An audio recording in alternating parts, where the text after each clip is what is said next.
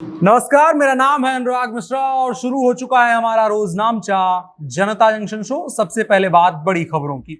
बड़ी खबरों में आज बात करेंगे, लालू यादव बिहार वापस आ गए हैं और आज तकरीबन 6 साल के बाद लालू यादव ने अपनी पहली जनसभा की तारापुर में। तो आज बात करेंगे लालू 2.0 के इम्पैक्ट के बारे में, बिहार की वर्तमान राजनीति में क्या असर पड़ेगा, साथ ही साथ पार्टी में अंदरूनी कलह जो चल रही है उसको लालू यादव कैसे हैंडल करेंगे। उसके अलावा आज के कानून में हम बात करेंगे एक बहुत बड़ी कॉन्स्पिरेसी की जो कल परसों से बहुत ज्यादा वायरल है, जिसके मुताबिक हम सभी लोग पूरी तरह से आजाद नहीं हैं, हमारी आजादी 99 साल की लीज पर है। इसको समझने की कोशिश करेंगे, लेकिन उससे पहले खबरें इन शॉर्ट।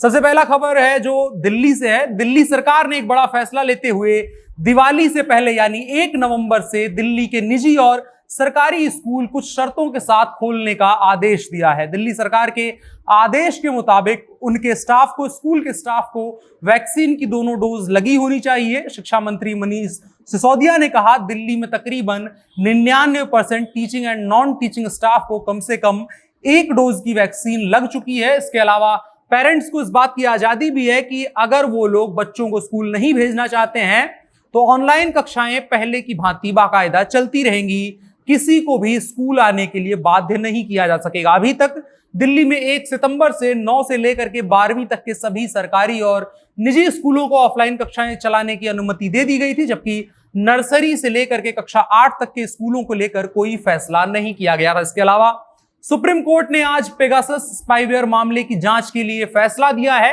और एक स्वतंत्र कमेटी के गठन की बात भी करी है, आदेश भी दिया है। सुप्रीम कोर्ट ने अपने आदेश में केंद्र सरकार की ओर से दिए गए राष्ट्रीय सुरक्षा के तर्कों को ठुकरा दिया है। सॉलिसिटर जनरल तुषार मेहता ने सरकार की ओर से कहा था कि सरकार को यह बताने के लिए मजबूर नहीं किया जा सकता कि वो किन चीजों का इस्तेमाल देश की सुरक्षा के लिए करती है।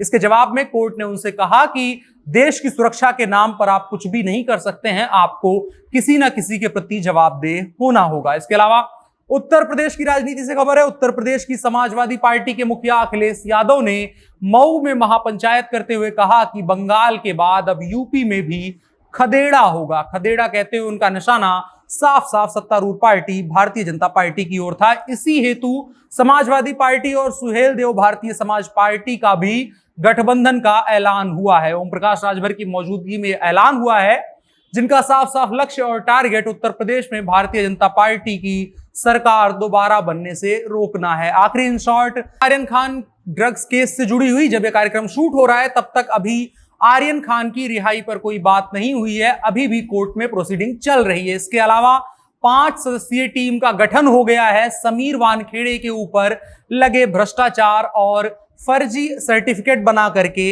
नौकरी पाने के आरोपों से जुड़ी हुई 5 सदस्यीय टीम बना दी गई है, जो अभी समीर वानखेड़े से पूछताछ कर रही है। अगर वो इसमें दोषी पाए जाते हैं तो उनको तत्काल प्रभाव से इस केस से हटा दिया जाएगा और नौकरी भी उनकी खतरे में पड़ सकती है। आज के इन शॉर्ट्स में इतना ही। अब बढ़ चलते हैं बड़ी खबर की तरफ। राष्ट्रीय जनता दल के सुप्रीमो लालू यादव जेल से निकलकर बिहार की धरती पर पहुंच चुके हैं और तकरीबन 6 साल बाद उन्होंने अपनी पहली जनसभा को संबोधित किया है। लालू यादव की वाक्पटुता के तमाम उदाहरण इतिहास में मौजूद हैं और इस लंबे अरसे के बाद इस रैली में लालू यादव ने अपना वही पुराना अवतार दिखाया। लालू यादव ने कहा कि हम गोली काहे मारेंगे नीतीश जी को, वो खुद ही मर जाएंगे। अगर आपको नहीं पता ये गोली मारने मरवाने का क्या मामला है तो थोड़ा सा समझाते हैं। दरअसल लालू यादव जब बाहर आए और उनसे पूछा गया क्या प्लान है उनका नीतीश जी को लेकर के, बिहार की राजनीति को लेकर के, तो उन्होंने कहा कि नीतीश कुमार का क्या करना है, तेजस्वी पहले ही अधिकतर तौर पर उनके आस पड़ोस के लोगों को, उनकी सत्ता को उखाड़ चुका है, बाकी विसर्जन हम कर देंगे। अब यही सवाल लेकर पत्रकार नीतीश कुमार के पास पहुंचे। उनसे जब पूछा गया कि विसर्जन वाली बात पर आपका क्या कहना है, तो नीतीश कुमार ने हंसते हुए कहा कि विसर्जन क्या करना है, वो तो जब चाहे हमको गोली मरवा सकते हैं। अब इसका जवाब भी लालू यादव की रैली से उम्मीद किया जा रहा था कि लालू यादव की तरफ से मिलेगा और उम्मीद के मुताबिक ही लालू यादव ने कहा गोली मरवाने की क्या जरूरत है, वो तो खुद ही मर जाएंगे। लालू यादव ने यही नहीं कहा, इसके अलावा भी एक सवाल का जवाब अपने ही अंदाज में जनता के सामने दिया। दरअसल नीतीश कुमार बार बार एक आरोप लगाते हैं कि हम पर सवाल करने से पहले, नीतीश कुमार की सरकार पर सवाल करने से पहले वो लोग यानी लालू एंड कंपनी 15 साल का अपना राजकाज देख लें, जंगल राज की बात करते हैं। इस पर भी लालू यादव ने जवाब देते हुए कहा कि हमने अपने 15 साल में लाल कृष्ण आडवाणी जैसों को रोका है, और बस रोका ही नहीं, ऐसी विचारधारा के लोगों के साथ कभी समझौता तक नहीं किया। इसके अलावा भी कई ऐसे बयान हैं जैसे केंद्र सरकार पर निशाना साधना हो, साथ ही नीतीश कुमार पर मजाकिया अंदाज में उन्होंने तंज कसते हुए कहा कि जैसे लाल कपड़ा देखकर सांड भागता है, वैसे ही नीतीश कुमार जनता को देख करके भागते हैं। बहुत सारे आरोप हैं नीतीश कुमार को लेकर के, जिसको पूरा भुनाने की कोशिश लालू यादव अपने अंदाज में जनता के बीच में जाकर के कर रहे हैं। खैर, ये तो रही लालू यादव की बहुप्रतीक्षित रैली की वो बातें जो आमतौर पर देखी सुनी जा सकती हैं। अब बात करते हैं कि लालू के आने से बिहार की राजनीति और राष्ट्रीय जनता दल में क्या असर पड़ेगा।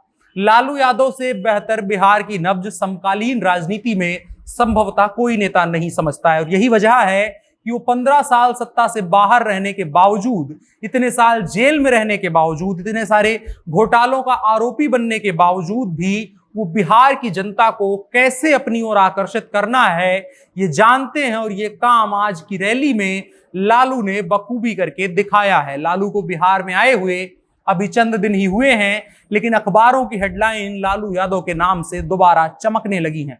इसके अलावा विपक्षी खेमे में भी लालू यादव के नाम की खलबली मच गई है। साथ ही कांग्रेस और राष्ट्रीय जनता दल के गठबंधन के टूटने की जो खबरें निकल करके सामने आ रही थी, उम्मीद की जा रही थी कि ये गठबंधन टूट जाएगा, लेकिन यहां पर भी लालू यादव की राजनीतिक पंडिताई काम आई और लालू यादव हिसाब सेट करने में जुट गए हैं। साथ ही तेज प्रताप यादव की कई सालों की नाराजगी भी लालू के आने के बाद थोड़ा सा पटरी पर आती उतरती नजर आ रही है। कल ही अभी तस्वीर आई थी जिसमें तेज प्रताप यादव और लालू यादव एक ही मोबाइल की स्क्रीन पर कुछ देख रहे थे, जिसको कि सकारात्मक माना गया।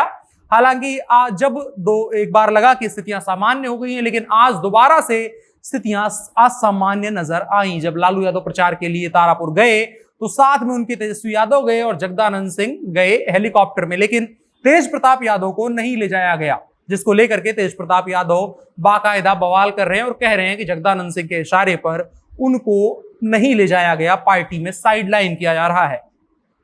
हालांकि उम्मीद की जाती है कि लालू यादव सब कुछ मैनेज कर लेंगे। इसके अलावा लालू यादव का इंपैक्ट बिहार की राजनीति में बताने के लिए किसी भी उदाहरण की आवश्यकता नहीं है। लालू यादव की पहली रैली में उमड़ी भीड़ और चंद दिनों में ही इतना एक्टिव होना इस बात का सबूत है कि लालू यादव कहीं गए नहीं थे, बल्कि कुछ दिनों की छुट्टी पर थे। इसके अलावा क्या कुछ होता है बिहार की राजनीति में, खास करके लालू यादव का इंपैक्ट किस तरह से दोबारा काम आता है और आने वाले चुनावों में किस तरह से वो इस पर प्रभाव डालते हैं बिहार की राजनीति पर, वो देखने वाली बात होगी। इस पर भी हम बात जरूर करेंगे। लेकिन अब बढ़ चलते हैं आज के कानून के हिस्से की तरफ। आज के कानून में थोड़ा सा अलग बात करेंगे। इसमें कोई अदालती फैसले की बात नहीं होगी, बल्कि एक वायरल वीडियो की बात करेंगे। ये वायरल वीडियो यूट्यूब खबरिया चैनल लल्लन टॉप का है। इसमें भारतीय जनता युवा मोर्चा की एक नेत्री ये कहते हुए नजर आती हैं कि भारत की आजादी पूरी नहीं है, बल्कि ये 99 साल की लीज पर है। अब हम भी ये समझेंगे और समझाने की कोशिश करेंगे कि क्या सच में भारत की आजादी 99 साल की लीज पर है। तो मसला कुछ यूं है कि 15 अगस्त 1947 को पंडित जवाहरलाल नेहरू ने भारत के पहले प्रधानमंत्री के रूप में शपथ ली। जब नेहरू जी पहली बार प्रधानमंत्री बने तो वो एक अंतरिम व्यवस्था के तहत प्रधानमंत्री बने थे, जिसको डोमिनियन व्यवस्था या डोमिनियन सरकार कहा गया। ये जो 99 साल वाली बात है वो यहीं से प्रेरित है।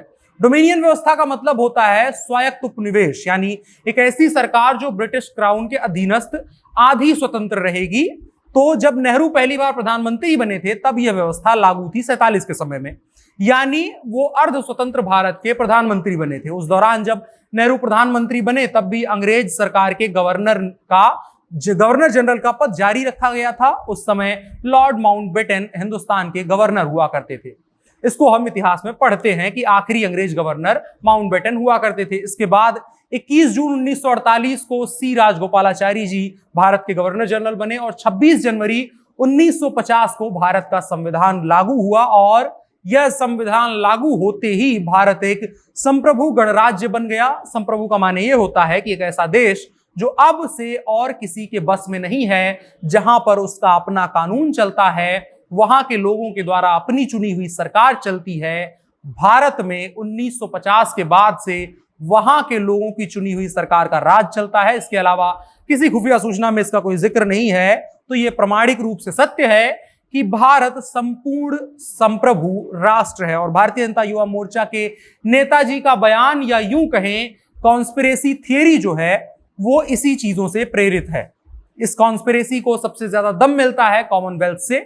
कॉमनवेल्थ की स्थापना 1931 में हुई थी और शुरुआत में वो सारे देश हिस्सा थे जिन पर ब्रिटेन का राज हुआ करता था। इनका नाम ब्रिटिश कॉमनवेल्थ हुआ करता था। लेकिन 1949 में कॉमनवेल्थ ऑफ नेशंस यानी राष्ट्रमंडल देश बना दिया गया। उसके बाद से भारत का ब्रिटेन पर कोई राज नहीं रहा। इसी के साथ साथ 1971 में कॉमनवेल्थ ग्रुप सिंगापुर की घोषणा में कहा गया था कि यह सब राष्ट्रमंडल देश स्वतंत्र संप्रभु देशों का एक संगठन है। इसमें सभी देश अपने लोगों के हितों के लिए अपनी समझ के हिसाब से फैसले लेने के लिए जिम्मेदार हैं। लेकिन कहीं कहीं इसका आधा अधूरा हिस्सा बताया जाता है, अपने एजेंडे के हिसाब से बताया जाता है और कहा जाता है कि जो कॉमनवेल्थ 1931 वाला था वही आज भी चल रहा है। उसी से प्रेरित इनकी भारतीय जनता युवा मोर्चा की जो नेत्री हैं उनका बयान है। आगे वाली थ्योरी उस पूरे इंटरव्यू में आप सुन सकते हैं। आज के कानून के हिस्से में इतना ही। जानकारी कैसी लगी कमेंट में आप बता सकते हैं। अब बढ़ चलते हैं आज के आखिरी हिस्से यानी नसीहत की तरफ। गोस्वामी तुलसीदास कहते हैं, आवत ही हर्षय नहीं नयनन नहीं स्नेह, तुलसी तहां न जाइए कंचन बरसे में। जिस समूह में शिरकत होने से वहां के लोग आपसे खुश नहीं होते हैं, वहां की लोगों की नजरों में आपके लिए प्रेम या स्नेह नहीं है, तो ऐसे स्थान, ऐसे समूह, ऐसे लोगों के आसपास हमें नहीं होना चाहिए। ऐसी जगहों पर हमें शिरकत नहीं करनी चाहिए, भले ही वहां पर सोना बरस रहा हो। उम्मीद करते हैं आप इसे जिंदगी में अपने समझेंगे। बाकी मौज करिए, कल फिर मिलेंगे। हमको दीजिए इजाजत। शुक्रिया।